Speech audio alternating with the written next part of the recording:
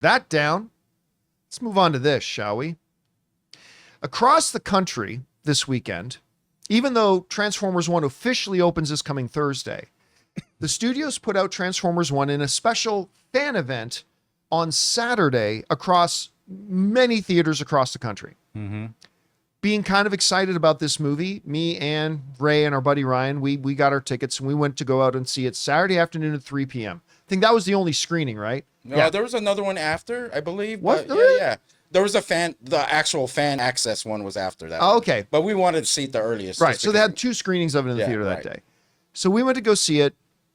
Now, my expectations for Transformers 1 have elevated because I really liked what I saw at CinemaCon. The trailers, particularly the one that came out at Comic-Con this year, was quite good, that people kind of got excited about. And then we heard the reaction from the people who saw the movie at that animation film festival, and then the first reactions came out, and they're all pretty damn good. So I went into this movie with my expectations getting kind of high. Transformers 1 exceeded all my expectations. And those people, the early reactors to it, who said that things like Transformers 1 is the best Transformers movie of all time, they are 100% right. I said in my out of the theater reaction to Transformers 1, I said this. Remember, I'm a guy who as a kid used to take my allowance money every week, walk down Lime Ridge Road to go to right by Lime Ridge Mall. Across from it was a Toys R Us. Go in and buy a new Transformer.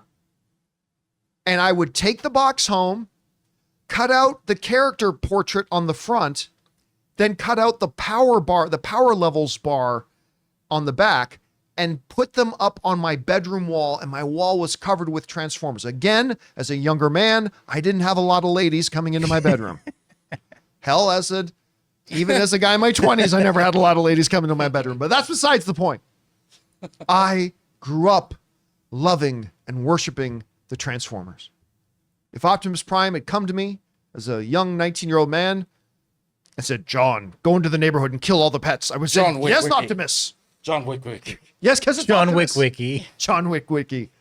Yes, Optimus, I'll do it because it's Optimus Prime. So they said this thing is the greatest Transformers movie of all time, and it is. It is, and what I said coming out of the screening in my out of the theater reaction was, this is the Transformers movie I had been waiting my whole life for.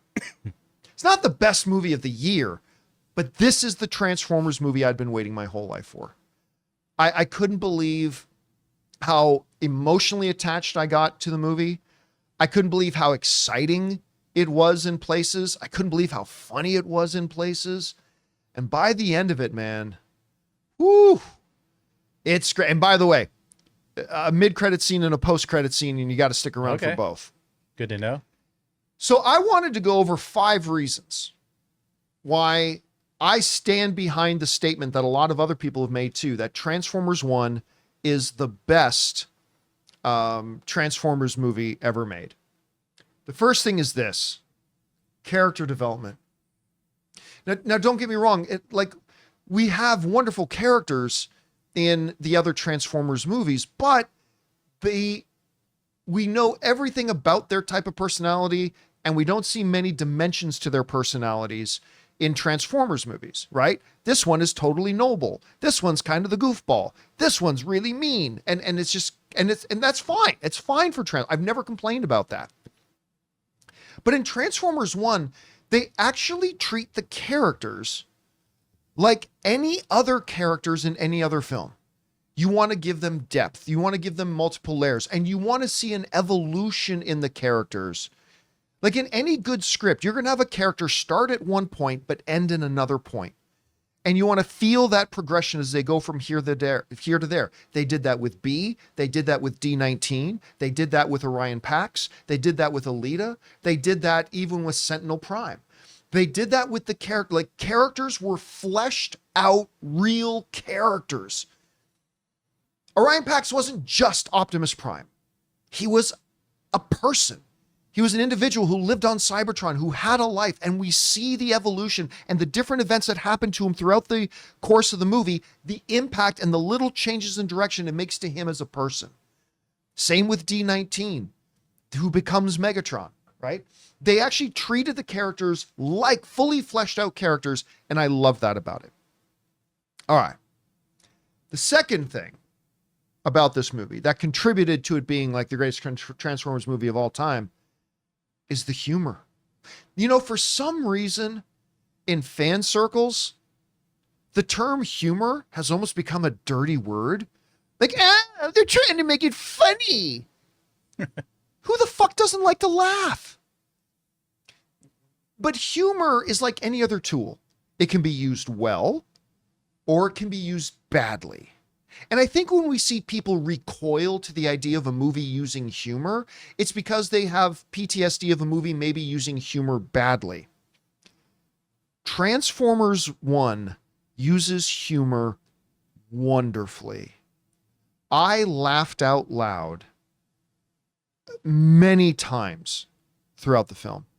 Throughout this movie, I laughed out loud. And I'll tell you what else.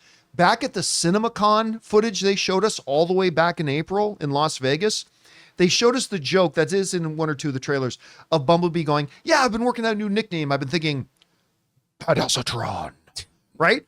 When I saw that at CinemaCon, I thought, oh, that's a cute little thing. But that joke, I don't know how they do it, but that joke gets funnier and funnier throughout the film. Like every time he does it, it's like, it gets funny. And the audience, Ray, I don't know if you noticed it, the audience laughed louder and louder as B's nickname joke went along. Did. By the way, I also got to say this. There is a special cameo. You guys know Keegan-Michael Key is the voice of Bumblebee. There is a special cameo of a classic Key and Peele joke in this movie. I won't say what it is. Just keep your ears open for it. There is a wonderful... John, can jokes be a cameo? Yes, there is a cameo of a classic Key and Peele joke in this movie that, you could tell who in the audience got it and who didn't, but I laughed my ass off when it came out. It was wonderful. The humor worked great. And they knew, the Gen 1, not Gen 1, but Phase 1, Phase 2 Marvel, where they brilliantly knew how to have the movie start to get heavy, break it up with some laughs, then get it a little heavier again, then break it up with laughs. They constantly keep the audience on their toes through their use of humor, and it was really, really well done. So the humor was a big, big plus of this. The audience laughed a lot in this movie. All right. The third thing about this, got to mention this, the vocal performers. The voice performances in this movie were great. I already talked, and this is kind of tied into point one about how they actually have character development. Part of the reason they were able to execute that well is they actually had wonderful voice performances. Listen, I didn't have the best reaction 2 years ago when they announced that Chris Hemsworth, I love Chris, don't get me wrong, but Chris Hemsworth is the voice of Optimus Prime? Really? I get it. Peter Cullen can't do the voice forever. I understand that. That's fine. But I mean, really? Chris Hemsworth. But he brought Orion Pax to life and that development that he went through. You know what I mean? And I appreciate that he didn't try to mimic Peter Cullen at all. Yes, which was so important. Yeah, he made the character his own. And everyone else. Everyone else. I'm not even going to... I almost spoiled something, but everyone else in the film did very well in their voice acting. Brian Tyree Henry, again, I love him. Wasn't sure about him as Megatron. Done. I am all on board. He kind of won you over from the beginning of the film, right? Totally wins you over. I felt the same way, at the beginning, but then it slowly started coming together. I'm like, yeah, this works. And Black Widow, Scarlett Johansson. She was perfect. She was perfect right from the beginning, but I'll tell you what their ace in the hole was. Steve Buscemi as Starscream. Right. Inspired casting. As soon as he started talking, and John Hamm as Sentinel Prime, Lawrence Fishburne as the voice of Alpha Trion, perfect. Absolutely perfect. And so the performances totally elevated that great character development and let it happen. Also, the fourth point. It's a Transformers movie that, go figure, actually focuses on the Transformers. And a great example of this, about 15 minutes into the movie, in the early parts of the film when Optimus and Orion Pax in D17 or D16, the guy who becomes Megatron, it's showing their friendship, the years when they're like best of friends. They did such a good job with just that emotional hook that my wife, Anne, leaned over to me about 15, 16 minutes in the movie, and she goes, I'm sad.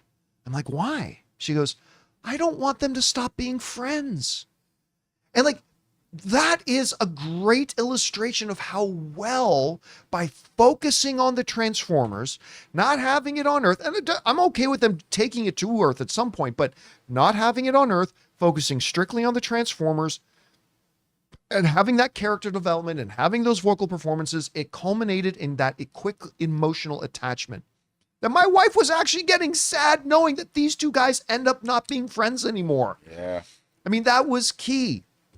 We want to take a second to thank a sponsor of today's episode, PrizePicks. PrizePicks is America's #1 daily fantasy sports app with over 5 million active members. And PrizePicks is the easiest and most exciting way to play daily fantasy sports. Unlike other apps on PrizePicks, it's just you against the numbers. All you have to do is pick more or less on 2 to 6 players' stat projections and watch the winnings roll in. PrizePicks is the best way to get action on sports in most states, including California, Texas, and Georgia. You see, PrizePicks puts their members first, so all withdrawals are fast, safe, and secure. When my picks hit, I can get my money in as quick as 15 minutes. And I was pleasantly surprised by just how quick and easy it was to get set up and registered and ready to go. Here's a couple of examples of picking your more or less. Tyreek Hill for more than 90 receiving yards, Dak Prescott for more than 263 passing yards, and CeeDee Lamb for more than 96 receiving yards. So guys, download the PrizePicks app today and use the code Campea and get $50 instantly when you play $5. That's code Campea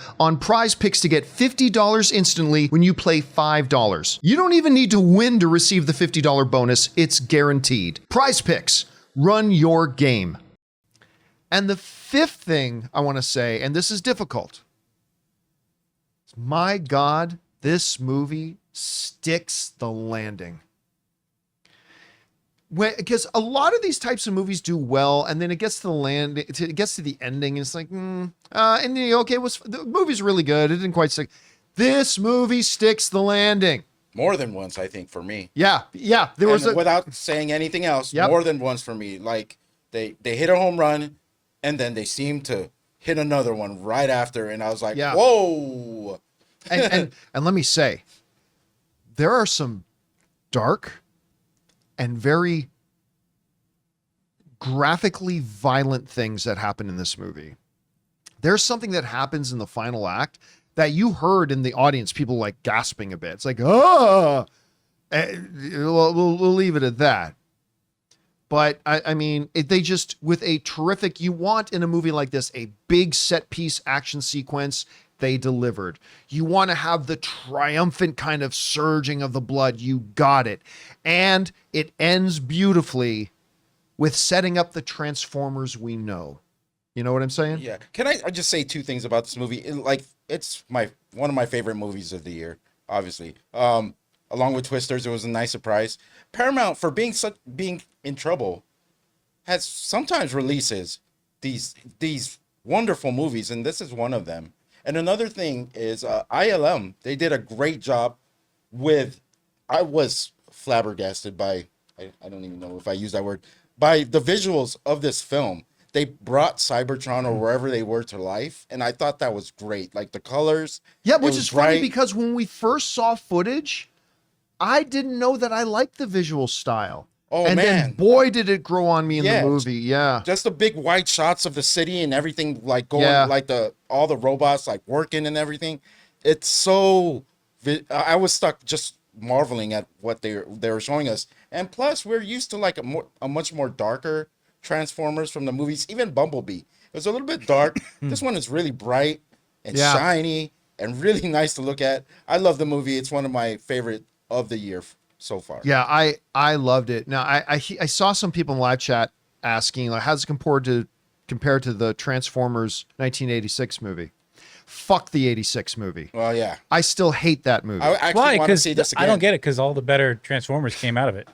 That I have never forgiven Hasbro for that. Like I as a sports fan, one of the biggest wounds I have as a sports fan was being a fan of the Buffalo Bills when Doug Flutie led the Bills to a great winning season and took them to the playoffs. And then they got to the playoffs and the owner decided to pull Doug Flutie and start the rookie quarterback. And of course they lost. And that created a big wound for me.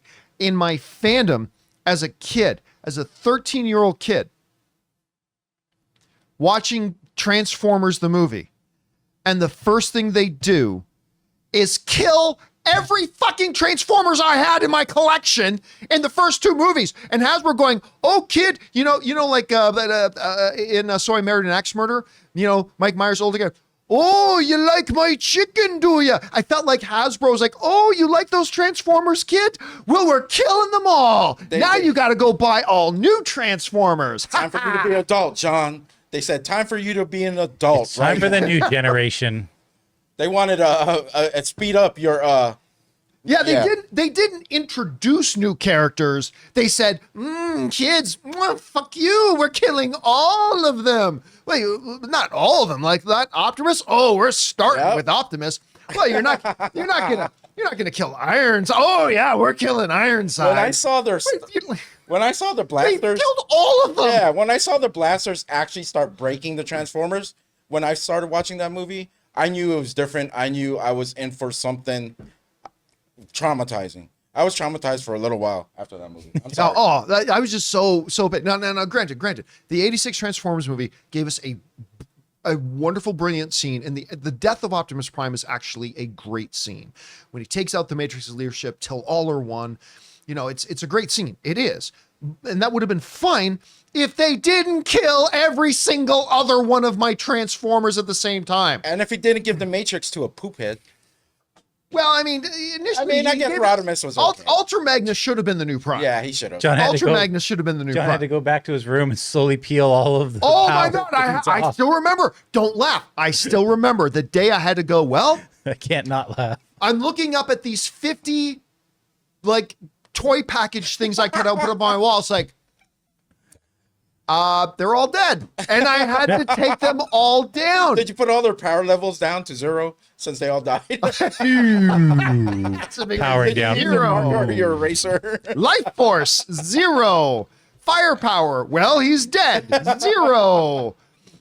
And it's like, and then they had the audacity of like, oh, sorry, did Sideswipe die? Sorry, but hey, we've got this new character for you.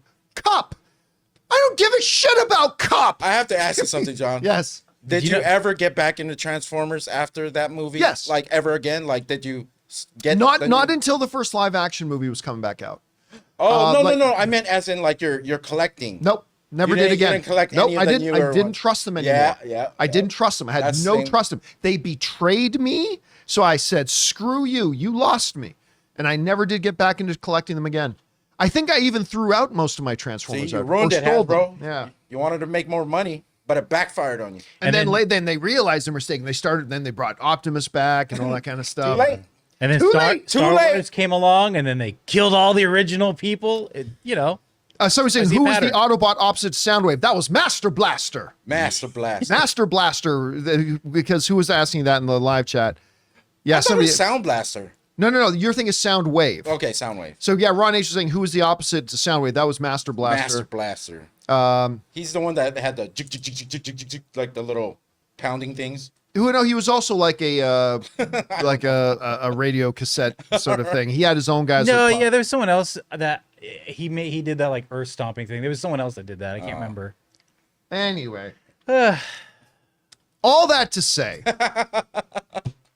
is that this is the Transformers movie I've been waiting my whole life for.